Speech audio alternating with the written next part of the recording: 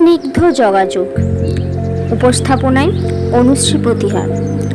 আমরা যাকে ভালোবাসি তাকে কিভাবে ভালোবাসতে হয় তা না জেনেই ভালোবাসি।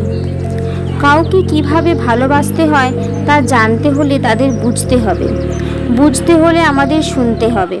সেই ব্যক্তি হতে পারে আমাদের সঙ্গী, আমাদের বন্ধু, আমাদের ভাই বোন কিংবা আমাদের অত্যন্ত কাছের প্রিয়জন। আপনি দিন শেষে একটিবার জিজ্ঞাসা করতেই পারেন অনায়াসে, প্রিয়, তুমি কি মনে করো যে আমি তোমাকে যথেষ্ট বুঝি? অনুগ্রহ করে আমাকে তোমার সুবিধা অসুবিধা সব কিছুই বলে নিতে পারো। তোমার মনের গভীর ইচ্ছার কথা আমাকে জানাও। একটিবার আমরা জিজ্ঞাসা করে নিতেই পারি।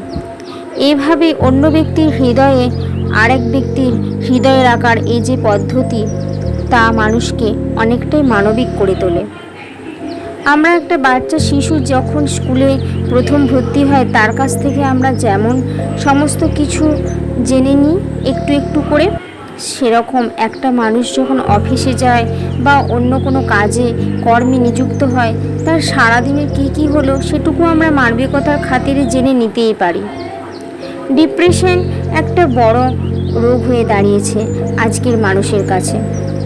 এটা তো আজ স্বাভাবিকভাবে জন্ম নেয়নি, অনেক দিনের গোছানো রোগ এটি।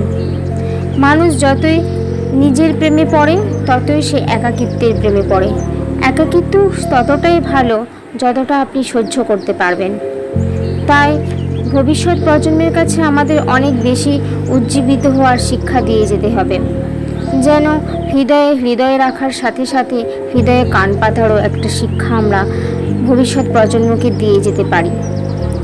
আর এই স্নিগ্ধ যোগাযোগ এর মাধ্যমটিকে আমরা সুন্দরভাবে পথেও করতে পারি।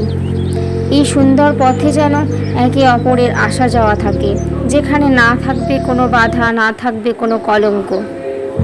আমরা যেন মানুষের মধ্যে বিভেদ সৃষ্টি না করি। এভাবে স্নিগ্ধ যোগাযোগ গড়ে উঠুক প্রতিটি মানুষে মানুষে।